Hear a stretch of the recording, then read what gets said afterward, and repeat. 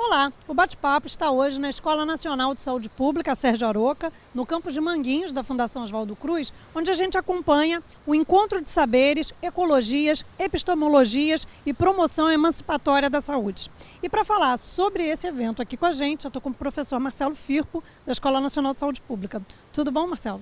Tá tudo muito bem, principalmente depois desse encontro maravilhoso, ou na evolução desse encontro maravilhoso que a gente pôde viver. Então, queria começar conversando contigo sobre esse conceito de promoção emancipatória de saúde. A gente fala muito em promoção da saúde, de um modo geral. Qual é o diferencial dessa ideia da promoção emancipatória de saúde? O diferencial é atrelar a ideia da promoção, ou seja, aquilo que ajuda a saúde e que leva à saúde, a relacionar a ideia de saúde, de promoção, aquilo que libera e liberta as pessoas, populações e povos que são oprimidos e excluídos radicalmente. Excluídos pela perspectiva econômica do poder, mas também excluídos pela forma diferente de serem e por serem considerados povos e pessoas descartáveis. A gente está falando dos favelados nas cidades, a gente está falando das populações negras, quilombolas, a gente está falando dos camponeses e indígenas. A proposta da promoção emancipatória da saúde é justamente articular todas as possibilidades de transformação e de existência desses povos, dessas populações, dessas culturas que são tão radicalmente excluídas, para pensar alternativas de articulação de saberes e de ações que possibilitem o reconhecimento dessas diferentes populações.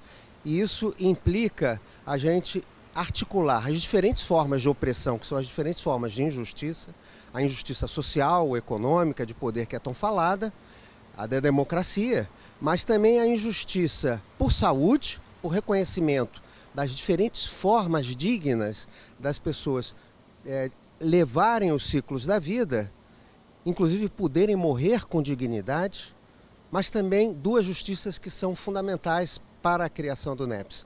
A justiça ambiental, e aí entra a contribuição da ecologia política, um modelo de desenvolvimento neo-extrativista, apoiado nos projetos, nos grandes projetos na América Latina e no Brasil, do agronegócio, que produz tanto agrotóxico e que desenvolve monocultivos que impedem as populações dos povos que vivem e junto à natureza de poderem viver, e além disso, e produzem vários conflitos ambientais, então tem a ver com a ideia de um outro modelo de desenvolvimento, mas além disso a gente fala da justiça cognitiva, que é justamente a contribuição das abordagens pós-coloniais, das epistemologias do Sul, que diz respeito ao reconhecimento que a ciência e o modelo capitalista, eurocêntrico, moderno, não é e não pode se julgar o modelo superior, único e universal a ditar. É por isso que a gente fala das epistemologias do Sul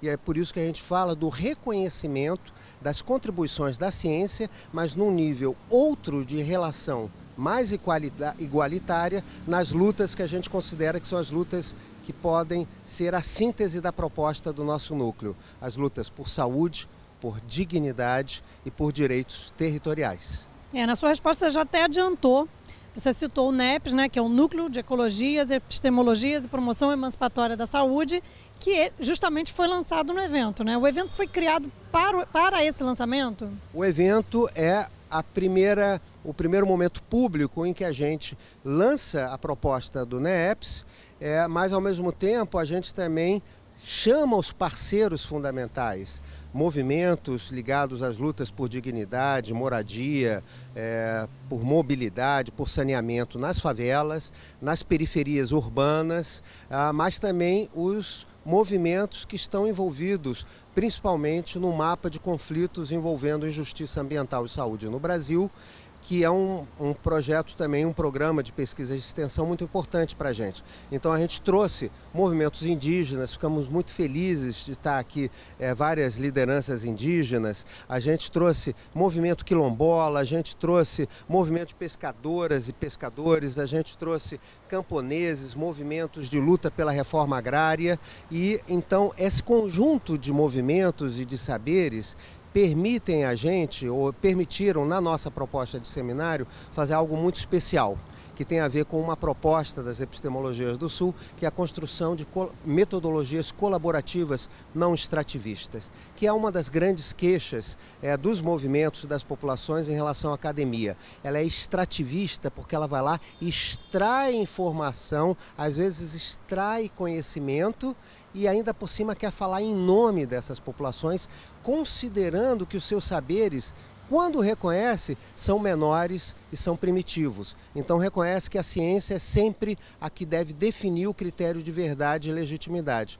E para poder fazer uma ecologia de saberes, a gente teve no nosso encontro algo muito especial, que foi essa busca de desenvolver esse encontro de linguagens, ou seja, a linguagem científica, pesquisadores atuantes em vários campos, mas também as linguagens sensíveis, populares e artísticas. Isso foi um dos encantamentos mais importantes que afirmaram a potência da nossa proposta. Colocar pessoas do rap, da poetry slam, da literatura de cordel, porque vida é poesia, saúde é poesia, natureza tem ciclos e a dignidade tem a ver com viver esses ciclos dignamente. Não morrer indignamente e não viver dignamente. E acompanhar isso de forma a produzir conhecimento em contextos muito práticos que dizem respeito às lutas por dignidade das diferentes populações. Então a pergunta fundamental do nosso encontro é: o que une as lutas por dignidade, saúde e direitos territoriais nos campos e cidades? E somente através dessas diferentes linguagens, da capacidade analítica, descritiva da ciência, mas também dos encontros profundos e das análises profundas dos sábios indígenas, quilombolas, camponeses, é que a gente consegue encontrar os caminhos que eu acho que são os caminhos que estão apontando para a gente, que a gente não está falando de uma ciência louca, mas a gente está falando da ciência do futuro, a ciência sensível que faz o diagnóstico e a transformação. Nessa nova ecologia de saberes, né, ou pelo menos numa ecologia de saberes de fato, né, onde os saberes estão todos juntos e numa relação horizontal, qual é o papel da academia? Qual é o papel de instituições como a Fiocruz, centenárias, que tem uma tradição de produção desse conhecimento científico considerado hegemônico, né, que a gente trata como hegemônico? Eu vou destacar aqui pelo menos dois papéis. O primeiro é a capacidade de dialogar com essas populações, com os territórios, ir aos territórios, sair dos muros da academia e dessa pretensão arrogante de que ela é a dona do conhecimento, mas ao ir para o território, fazer aquilo que a academia, em nome de uma pretensa objetividade, neutralidade, por vezes se afasta tanto, que é a própria vida. Imagina um conhecimento que não tem sentido para a vida. Em boa parte, o conhecimento acadêmico se afasta da vida. Então, ir ao território, conhecer o território, conhecer os dramas do território, chorar os mortos que estão sendo assassinados, celebrar os rituais de encantamento e celebrar a cultura que diz respeito a como que essas pessoas conseguem reproduzir e encantar a vida e também enfrentar as violências. Isso diz respeito à academia indo aos territórios e indo de encontro desses saberes. E de um outro lado, isso foi uma grande alegria, em plena Fundação Oswaldo Cruz, essa potência que é a Fiocruz, em plena Escola Nacional de Saúde Pública. Eu fico muito alegre de ter o nome de Sérgio Aroca, esse batalhador que falava que a saúde era um processo civilizatório, de poder estender um tapete e dizer: venham indígenas, venham quilombolas, venham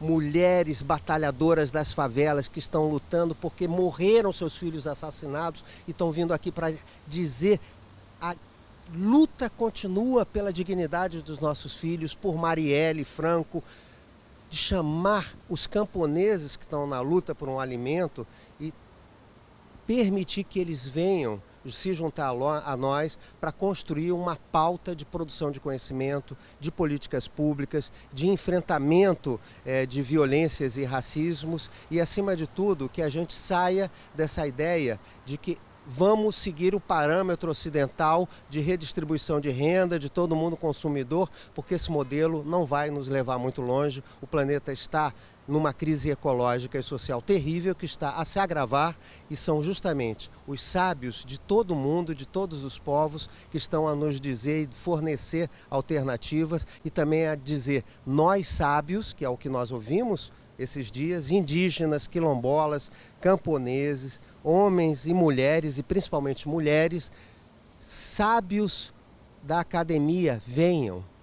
A academia produz a sabedoria e vamos entender o que é vida, vamos entender o que é dignidade e vamos construir na alimentação, no retorno à natureza, na luta contra o racismo e a violência, na relação que a gente vai ter na produção e reconhecimento de saberes e na produção mesmo da vida e no compartilhar a vida. Como que nós compartilhamos vida dentro dos nossos territórios e fora dos territórios. Essas foram as questões que foram trabalhadas dentro do encontro. E agora, quais são os desdobramentos? Como é que o NEEPS vai caminhar com o que a gente colheu aqui nesse encontro? A gente vai, eu diria que estamos ainda sob o impacto, né, de tudo que a gente tem aprendido. Todo processo é um processo, isso tem muito a ver com a ideia das metodologias colaborativas, são processos sempre de aprendizado e de novos contextos que vão trazendo novos desafios. Um dos desafios que a gente vai sistematizar nos próximos tempos, inclusive produzindo um audiovisual com a TV da Tagarela, mas entendendo qual é o significado e as potências e as dificuldades de aproximar esses diferentes saberes, de estabelecer contatos e diálogos e traduções interculturais entre diferentes lutas nos campos, florestas e águas e as lutas nas cidades, e como que as linguagens sensíveis, que são as linguagens da cultura e da arte, a poesia, o rap, o repente, a literatura de cordel e tantas outras, nos ajudam a fazer essa injeção de vida dentro da produção de conhecimento e como que a gente pode, no futuro, cada vez mais, fazer essa ida da academia para os territórios da vida e permitir que a vida ocupe os espaços da academia. Então a gente vai estar... Criamos um portal, estamos lançando 2 livros importantes agora, um sobre favelas em Manguinhos. Dá o endereço do portal. No portal do NEEPS, que é www.neeps.ensp.fiocruz.br. Lá já tem dezenas de artigos que temos produzidos, 2 livros importantes nossos sobre favelas e outro sobre saúde, dignidade e justiça ambiental. E se tudo der certo, se Deus nos der saúde, ânimo, como que nós estamos agora, vamos continuar ainda por muitos anos nos aproximando dessas lutas e produzindo muito conhecimento, com muito ânimo, porque a gente vai precisar muito nesses tempos. Tá ok. Marcelo, te agradeço a participação aqui no Bate-Papo. Eu que agradeço, é sempre uma alegria poder estar junto do Canal Saúde, esse patrimônio não só da Fiocruz, mas da possibilidade de ter uma forma alternativa e mais viva de falar sobre a saúde no Brasil. Obrigada. O Bate-Papo vai fazer um intervalo. No próximo bloco a gente conversa com o professor Boaventura Souza Santos. Não saia daí, a gente volta já.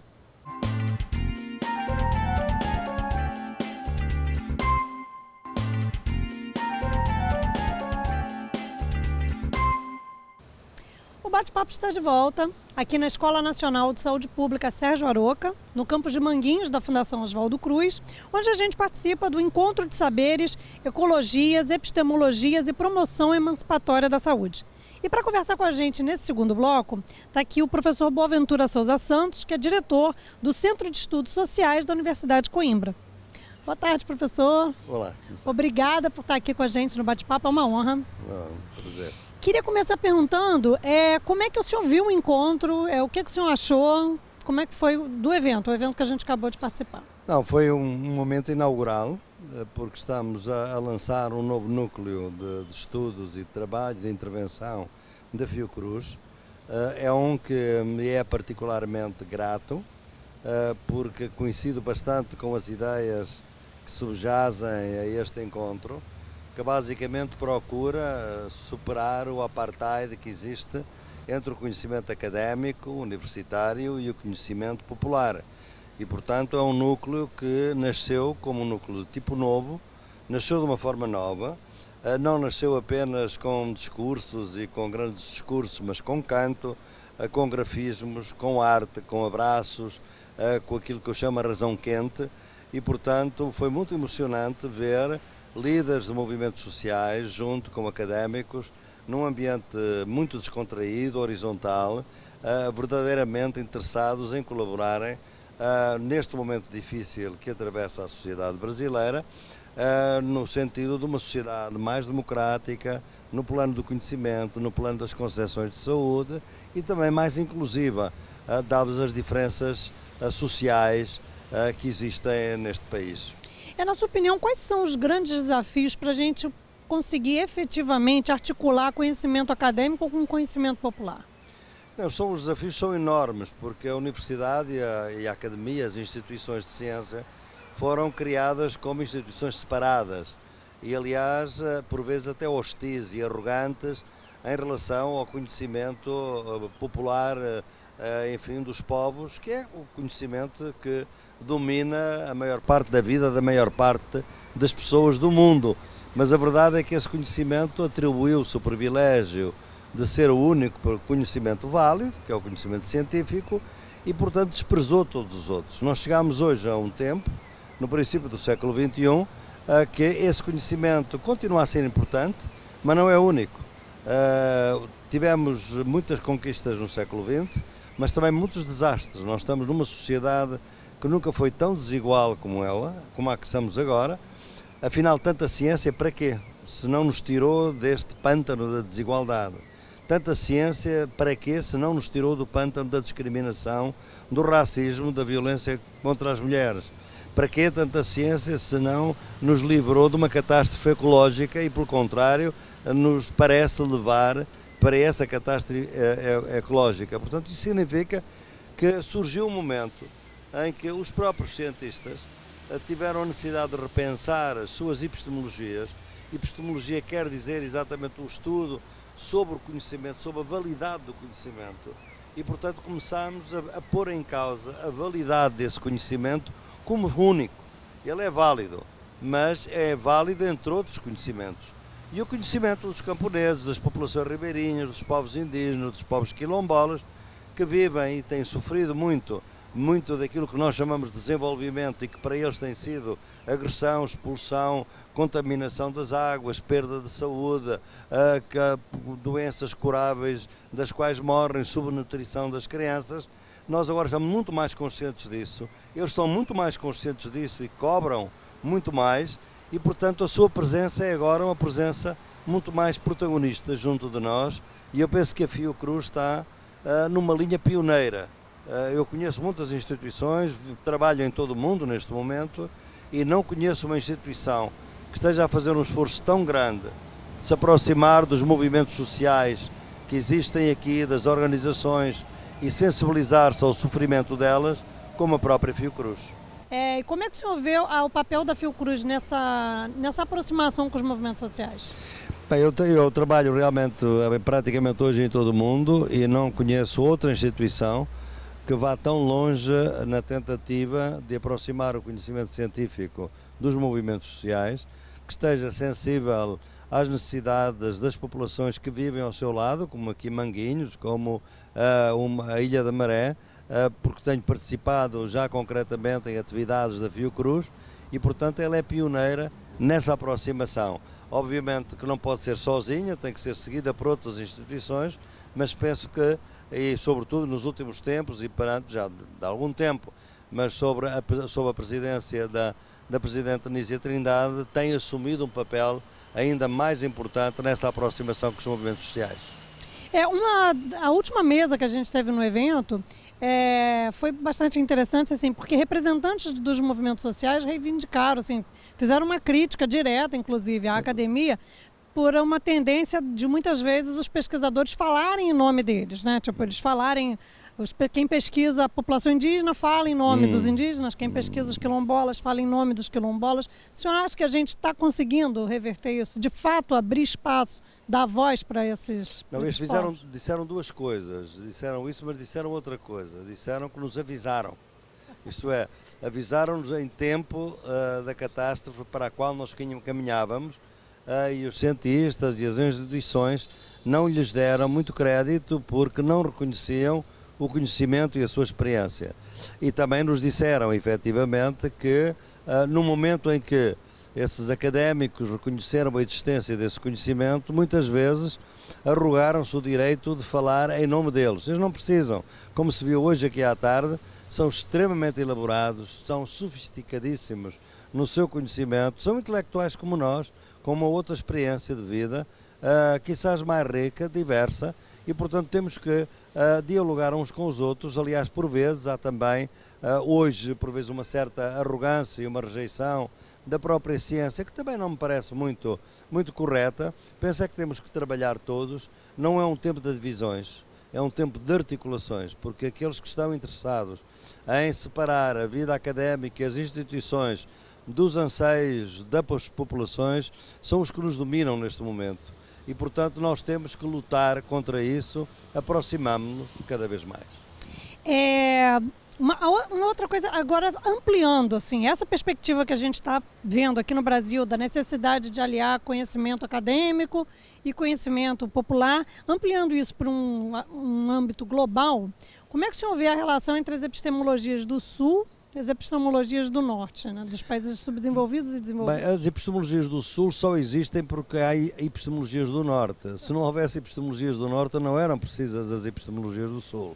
As epistemologias do Norte tiveram este excepcionalismo que foi considerarem que só há um conhecimento válido, chama-se ciência moderna, que é feita de uma certa forma, que aliás pode ser feita de várias formas, mas a certa altura há um modelo que nós chamamos positivista, que assumiu todo o protagonismo, e que essa ciência é a única válida. Acontece que essa ciência é em 99% produzida no Norte, nos grandes centros de pesquisa e nas grandes universidades do Norte global. E, portanto, de alguma maneira, estas epistemologias transformaram o Norte na solução e o Sul no problema. As epistemologias do Sul partem da perspectiva oposta e só são opostas porque existem essas outras epistemologias. Isto é, o Norte hoje é um problema. O modelo de desenvolvimento, o capital financeiro global é o grande problema para todo o mundo. Para o Sul, obviamente, mas também para o Norte. E pensamos ao contrário, que no Sul há muitas soluções. Só que essas soluções não têm sido reconhecidas porque o conhecimento do Sul não tem sido reconhecido. Por exemplo, os povos indígenas, por que razão é que 75% da biodiversidade do mundo está em territórios indígenas e quilombolas? É porque eles foram os guardiães da natureza. Eles souberam tratar bem da natureza. Hoje que estamos perante uma catástrofe ecológica que em 2030 pode ser completamente irreversível se não se forem tomadas medidas desde já, e não estão a ser tomadas, vale a verdade, obviamente, eles estão-nos a dizer que realmente isto se torna insustentável. Estão-nos a avisar. E este conhecimento, as epistemologias do Sul o que fazem é validar esse conhecimento. Não é que precise ser validado, é dar visibilidade a esse conhecimento e dizer, é que está. O conhecimento está aqui. Vocês, no Norte, é que nunca olharam para o conhecimento. Aqueles povos que mais lutaram contra o capitalismo, contra o colonialismo e contra o patriarcado ou o sexismo, são aqueles que nas suas lutas desenvolveram conhecimentos que são preciosos e bons, não para eles apenas, mas para todo o mundo. E, portanto, os povos indígenas, quando defendem os seus territórios, não é para bem deles apenas. É para bem da soberania alimentar, é para bem da ecologia, é para bem do meio ambiente puro, é para bem de todos nós. E é isso que as epistemologias do Sul fazem. Para terminar, eu queria que o senhor comentasse um pouco o conceito de promoção emancipatória da saúde. É que há muita maneira de ter a saúde. Primeiro, entender a saúde. Aliás, neste país, é um país que foi também pioneiro em muitos conceitos, saúde coletiva, foram aqui reformas sanitárias, houve grandes avanços no sentido de entender o que é saúde, não como um bem individual, mas um bem coletivo. Por outro lado, pode ser um bem que se constrói através da grande promoção capitalista das indústrias farmacêuticas, que é um modelo dominante de tratamento de saúde, ou pelo contrário, uma saúde que vem de comunidades saudáveis, de vidas saudáveis, de estilos de vida saudável, e essa é aquela que é emancipatória, em nosso entender. Porquê? Porque ela realmente é a saúde com uma dimensão da dignidade. É uma saúde como dimensão de viver bem, da própria felicidade, que é um conceito que, como sabe, nunca entra nas epistemologias do Norte, porque como não podem medir a felicidade, rejeitaram o conceito de felicidade. Como não podem medir a espiritualidade, também rejeitaram o conceito de espiritualidade. Ora, a espiritualidade é fundamental, esta dimensão da beleza, do transcendente no imanente, nestas coisas materiais que não são apenas materiais, isso é precioso e é fundamental. Isso é saúde. É saúde para os olhos, é saúde para os sentimentos, para os sabores. Por isso é que os saberes e sabores são duas palavras semelhantes. Professor, então eu queria agradecer muito a sua presença aqui no Bate-Papo. Muito obrigada pelo seu conhecimento, por compartilhar o seu conhecimento com a gente. Foi um gosto enorme vir aqui. Que bom. Muito obrigado. O Bate-Papo vai ficando por aqui. Aguarde um próximo programa com mais um tema que tem tudo a ver com a sua saúde.